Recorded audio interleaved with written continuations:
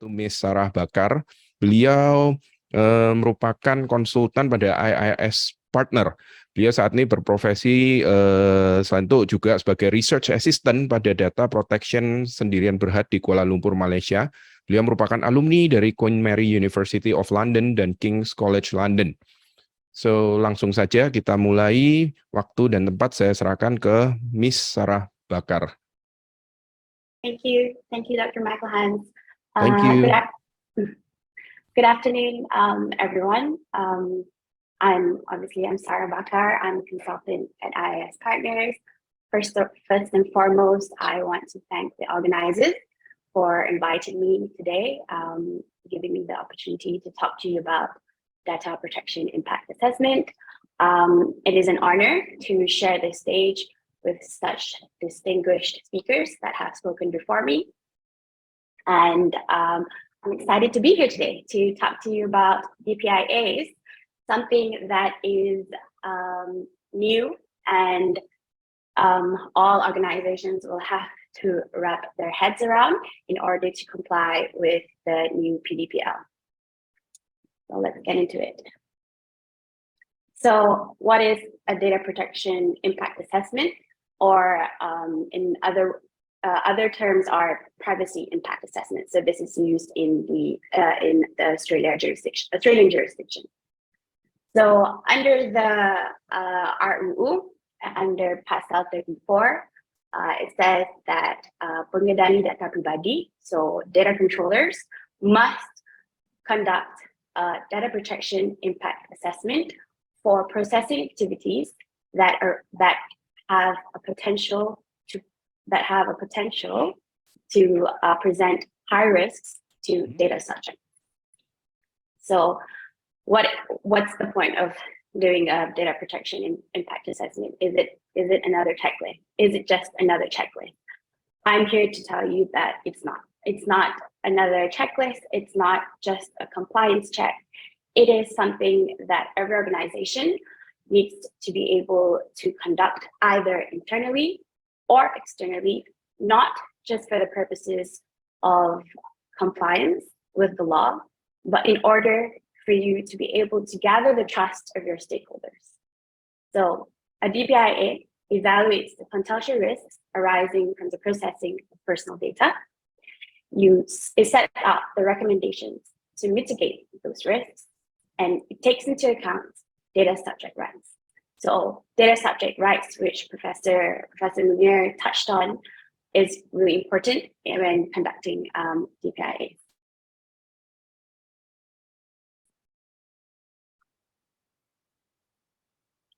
Okay, so why do we need to conduct a DPIA?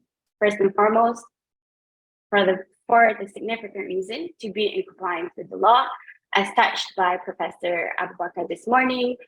Failure to conduct a DPIA will render the organization to get certain sanctions and penalties. So first and foremost, it's for your legal obligations. You're able to identify strategies to achieve certain goals without having such a significant impact on data subjects' privacy.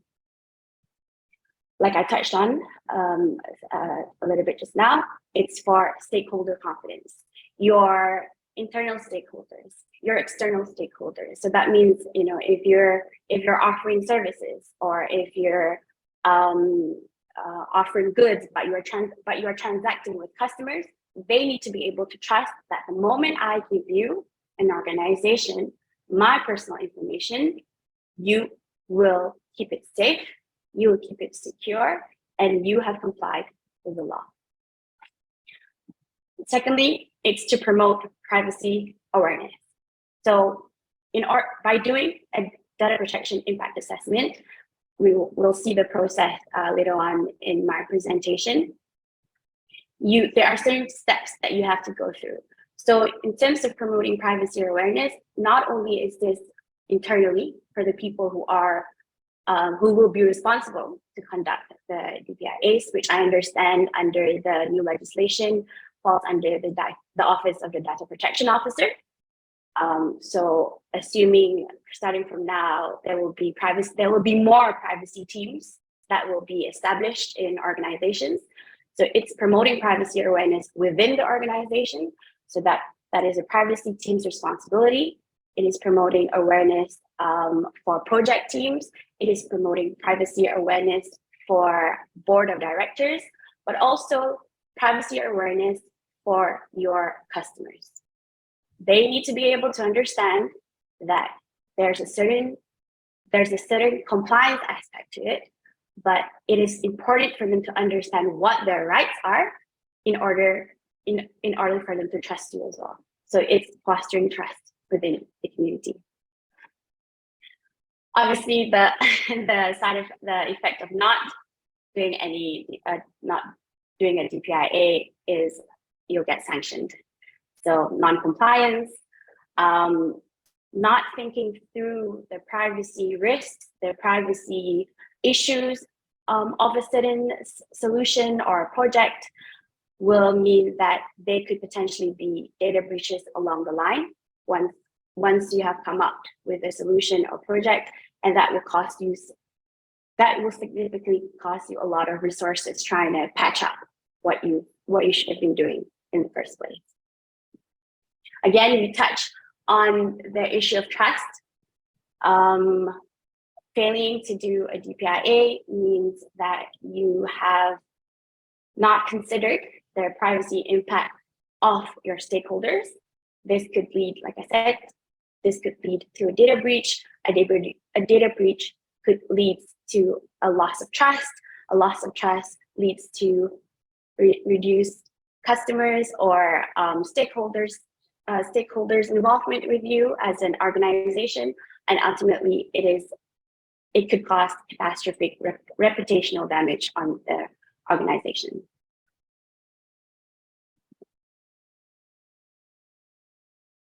So there are certain key elements of a DPIA process. This is taken in conjunction from the OAIC, the Australian Office of Information Commissioner, as well as the UK ICO. So there are 9 steps here, and we will go through them briefly. So you need to identify the need of, do I need to do a PIA?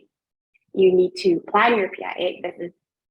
This step is usually taken for granted, which leads to PIAs simply being a checklist and not holistically looking at the privacy issues at hand. You need to describe how you're processing the information. You need to consult stakeholders, and then analyze and identify the risk, identify measures to minimize and mitigate the risk, make recommendations.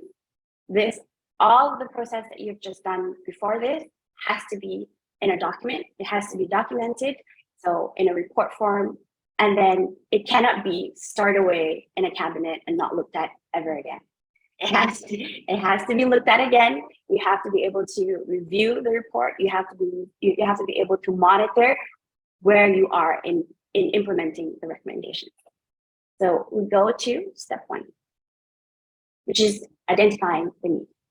So in Pasal 34, subsection 2, it says that PIAs need to be done for high-risk processing. So that high-risk processing is automated decision-making, processing of specific personal data, processing of personal data on a large scale, processing for evaluation, scoring, or monitoring of data subjects, processing for matching activities or merging a group of data, use of new technologies, and processing the limits the exercise of the rights of the data subjects. So use of new technologies, Pak spoke about it in terms of how we're attached to our phones and electrical cars. So the question for every data subject should be, this new technology that's being launched or that's being introduced into the community, have the owners considered the privacy issues with this new technology? Has there been privacy issues discussed while developing or designing this technology. That should be at the minds of everyone. It's as simple as downloading a new app, downloading an app that can read a QR code. As simple as that. Has this technology been designed and developed with privacy in mind? And that is up to the organization's privacy team and project team to be able to prove that they have done that. And the DPIA is the crux of that. So we go into the next step, planning the DPIA. Who will conduct the PIA, the DPIA? So it could either be internally, which is the privacy team, or if a privacy team hasn't been established, it is usually a legal team that does it. However, if there's no internal capabilities, it can be resourced to an external independent assessor. The time frame for the PIA, when do the decisions coming from this PIA need to be implemented? When does the recommendations not only be implemented, but when does it need to be reviewed? So usually in a product life cycle, you have MVP period, and then you have a go live period. So you need to be able to determine the scope of your PIA. Is the scope just looking at the minimum product, or is it for go live, or is it for business as usual? And when you've determined that scope, any expansion of the scope requires a further review and update of the PIA. So it can either be appended to the first PIA you've done, which is for the MVP, but any other expansion of scope has then to have a private data protection impact assessment done on it as well. You have to talk to your stakeholders, stakeholder consultation. So this could be internal.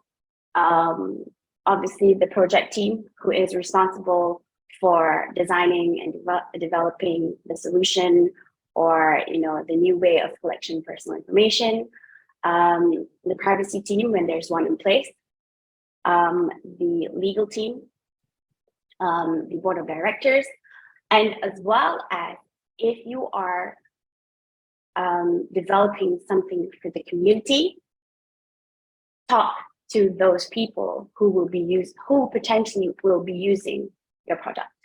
So community consultations, or other organizations who will be involved in the project, it is important to also get their involvement in conducting your DPIA. Then once you have your recommendations, who will be implementing these recommendations? So it could be different departments within the organization. It could be the project team again, or it could be the privacy team, depending on what your recommendations are. And there has to be a person, I understand it will be the data protection officer, who monitors the progress of the data protection impact assessment. So the next step is you have to describe the processing. Before describing the processing, describe the project aims. What are you trying to achieve with this? It could either be a new way of collecting information, or an additional personal information that you're collecting. Whereas an organization before this, you're not collecting date of births, but now you feel like, okay, I think we need to collect date of births because you want to have a loyalty card and you want to know the demographics. You need to describe what the project aims are and how this fits with the organization's overall objectives, as well as the organization's risk appetite. So if the organization has a low risk appetite, but by conducting your DPIA, you're getting all high risk, you know that this isn't the solution that you would be comfortable going forward with. Then under describing the processing, you have to describe the information flows. So an information flow, usually in the shape of a diagram and a narrative, has to explain how the personal data will be handled throughout its life cycle. So this starts from collection. How is the personal data collected? In what way? Is it collected directly? Is it, are you requiring consent? Has consent been recorded? And then the next part of information flow is how will the data be used? Where does it go? Where does it go? Does it stay in your organization, or is there a retention period? Are you using a service provider that has a data warehouse to keep this information? And then what happens when the personal data is no longer relevant? You don't need it anymore. Does it just stay in that data warehouse forever? No, you're not allowed to do that. You're not allowed. It wouldn't be privacy best practice. And under the law, you have to delete and destroy personal data that is no longer being used for the purpose that it was collected for. So all of this has to be described in the processing. The next step, we talked about stakeholder consultation. So like I said, it could be internal stakeholders. This could also involve your board of directors, your risk department, variety of project teams, legal, like I said, your privacy officer. It is important that if it is a project team that is conducting the DPIA, and it is the DPO, the protection officer, that is providing oversight, the DPO needs to be involved as much as possible. They need to be aware of what risks there are, not only to the organization, but externally. So always keep your DPO in the loop, even though they're not personally the one doing the DPIA. And then, like I said, it could be external stakeholders. So they could be government agencies that are involved in the project as well. They could be other organizations. It could be a joint venture, but you have to find out what their concerns are. So if, for example, organization A is coming out with a new way to collect information, but is using organization B's technology, you need to be able to communicate with organization B what their privacy concerns are. You cannot develop a data protection impact assessment in a vacuum. You cannot. It will be very difficult for you to develop a DPIA in a vacuum. So once you have the information flows and you've talked to your stakeholders, you have to identify and assess the risk. So what do you assess it against? You assess it against the law, the privacy legislation. I understand that the privacy legislation has, as Prof. Munir pointed out this morning, a lot of provisions on data security, on transparency. So what are the requirements of the law when it comes to collection? How can you collect information? Under what basis can you collect information? Do you need consent for collection? Have you asked for consent? And then what are the requirements of the law when it comes to use and disclosure? Are you using it only for the purpose that it was collected for? Are you using it for the functions of your organization? Or is there some other secondary use, but does that use fall under the functions of your organization? Who are you disclosing this personal information to? And in the cases where you might be, sending the information to cloud service providers or a second data warehouse, that is a disclosure. You are disclosing that personal information you've collected to a third party. What are the requirements when it comes to transparency? Under the legislation, you need to provide a privacy policy. What are the requirements when it comes to access and correction? So this is in regard to data subject rights. How can they access the personal information that you've collected about them? How can they correct that personal information? What are the requirements for data security? So how is this personal information being stored? How secure is the infrastructure that you have? Do you have adequate security controls? Do you have adequate retention policies, destruction policies? And most significantly, does the organization have a data breach response plan? What are you going to do when everything, it fails? You know, what are you going to do when things go wrong? There has been a data breach. So this part of the DPIA will take a look at the organization in a broader sense, and not just the specific solution that you're working for, that you're working on.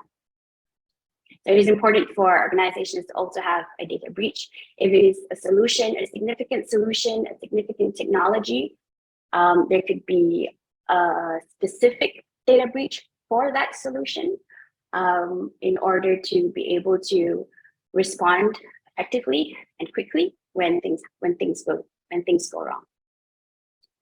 And then you have to look at what are the requirements of the law when it comes to data quality. What are your obligations to ensure that the data is accurate, that the data is complete, that the data is up to date? Or are you using data that you collected 3 years ago and making your decisions based on that? Moving on from requirements of the law, this is when we go into, it is a DPIA shouldn't just be a compliance checklist. It shouldn't just be, okay, we're collecting. Okay, the law says we can use it for this. The law says we've met all these tick. There are, as you know, there are best privacy practices that exist worldwide in the EU, the EU GDPR, from Australia, from all these other jurisdictions who've had legislations in place. But these privacy practices are not necessarily prescribed in the legislation. For example, access controls. There's always the common risk of unauthorized access, meaning a third party who's not supposed to have access to that information now has access to that information. So this could be an external party. It could be a hacking, a data breach, a spam mail, something that they've just, penetrated your system and have gotten a hold of that information. But I want to bring up the issue of authorized personnel having unauthorized access. So it's your internal team, it's the personnel of that organization who shouldn't have access to that personal data, who does not have shouldn't have the right to that personal data. They're not involved in the solution, but they get access to everything. So that is something that an organization needs to also look at. Where are you storing that information? Who has access to this information? Who is reviewing the access to this information? A key part of that is to have audit logs. So under data security is to have, it's important, and it's important to have audit logs. So when something goes wrong or before something goes wrong, an organization is able to track who has accessed what in their system. It is also best privacy practice to include privacy issues and privacy risks in the corporate risk register. So that could be one of the discussions under the DPIA. We also talk about community education. So if you're coming out with a new product or a new solution or a new technology, what is your organization doing in terms of creating awareness for the community?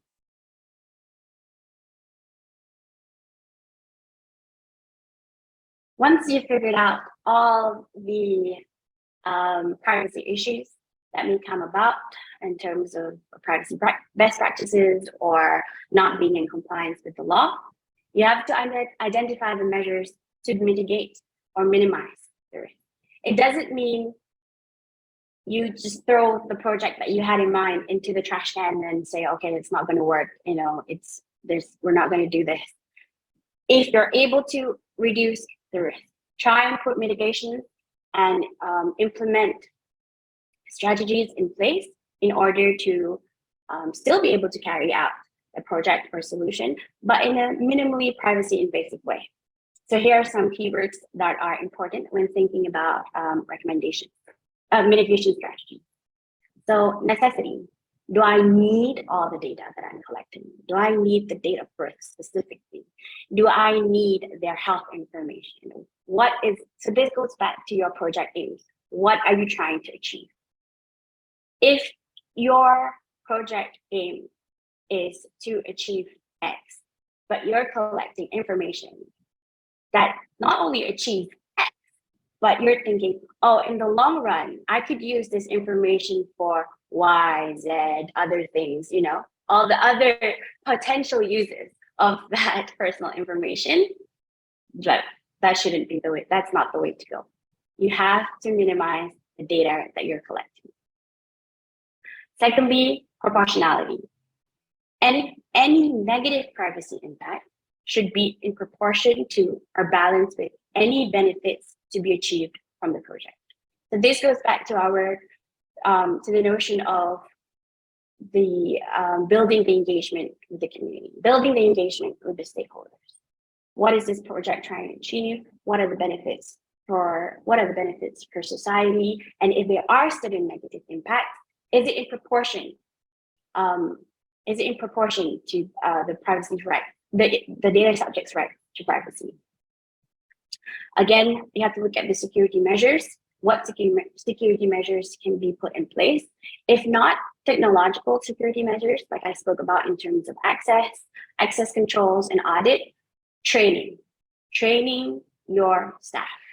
To be able to train your staff that this piece of information, this piece of personal data should not be shared. Training your staff to know their obligations under the law.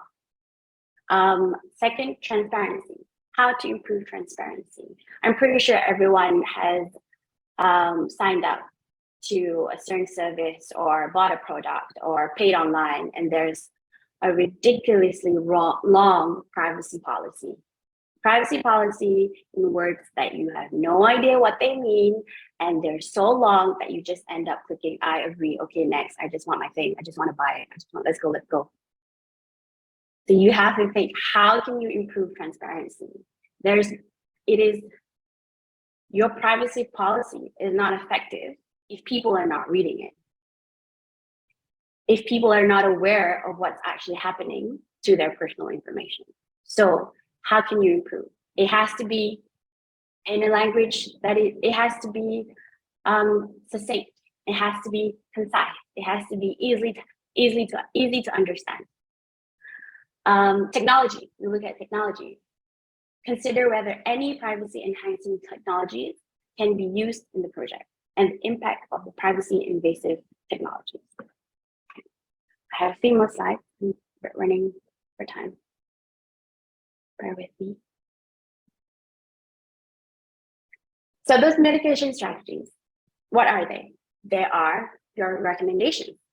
Those are the recommendations that you write and that you state in your DPIA to say, this is the solution, this is the product, this is a new technology, this is whatever the project is, and if there are privacy risks, the mitigation strategies are your recommendations in order to mitigate, in order to be able to continue on with the solution, but in a less privacy invasive way.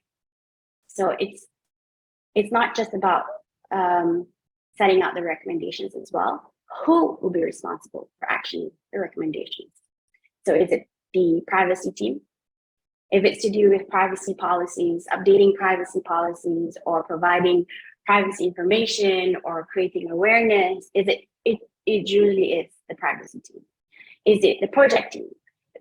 Is there significant changes that need to be done into the design of the product in order for it to be less privacy invasive?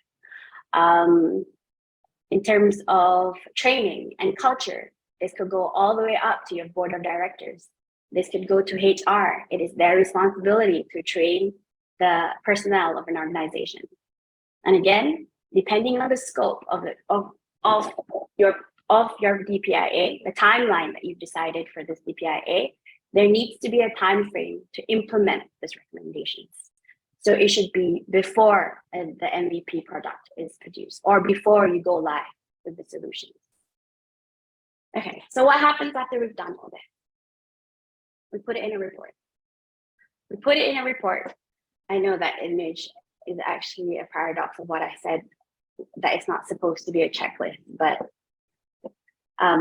take my word, a DPIA is not supposed to be a checklist. You should be thinking about best privacy practices as well as your compliance with the legislation. It goes into a report. Where does the report go? The report does not go into a drawer, locked away, the key thrown out the window, collecting dust, never to be seen again. The report should be reviewed because a DPIA is an ongoing process. Just because you have written it down doesn't mean, okay, that's it. You know, we've met all our compliance obligations. We've done our best in terms of privacy best practices. We're going to implement the solution, and then we're going to keep the solution for 10 years. In 10 years' time, you don't even know what's happened to the DPIA. You don't even know if you've implemented your recommendation. So, in producing the DPIA, you have to record the responses to the recommendations. So when I said that, okay, the privacy team, there's a risk that there's a lack of transparency. Your privacy policy is too difficult. So the privacy team will have to decide, okay, do we take on this recommendation to amend our privacy policy? If they do, they say yes, then they will have to meet the implementation timeline. There's no point saying yes, okay, I got it. I have things that I need to change, and then not checking back whether that's been done or not. So you have to record the responses to the recommendations and monitor the progress of the implementation. Just going back to recording the responses to the recommendations, there may be situations where a recommendation has been rejected. So the product team says, you know, there's no way for us to alter the design. It doesn't make sense to do it. That also needs to be recorded. Recommendation rejected, the reason for rejection, the consultation with the privacy team that this has been rejected, and the fact that the organization is willing to accept whatever risk comes from rejecting that recommendation. All of that needs to be recorded. There needs to be an audit trail of how you've gotten to develop the solution, and the solution is now live for people to use.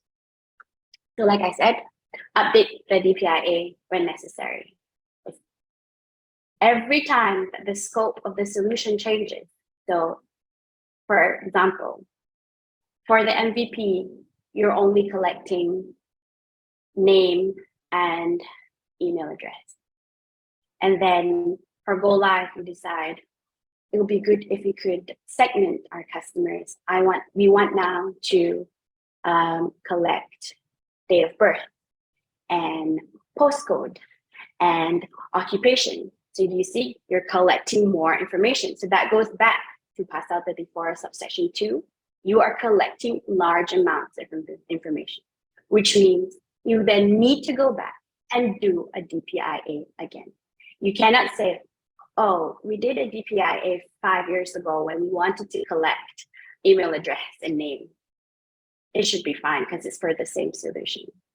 No, that's why a DPIA is an ongoing process, because as we all know, projects develop, solutions, advancements in technology means solutions don't stay stagnant. Therefore, the privacy issues will come about. Privacy issues need to be dealt with, and there needs to be mitigation strategies for the issues that come up. Hence, a DPIA is important for you in order for you to comply with the legislation. And again, in order for your stakeholders to trust that you are doing the right thing. Thank you.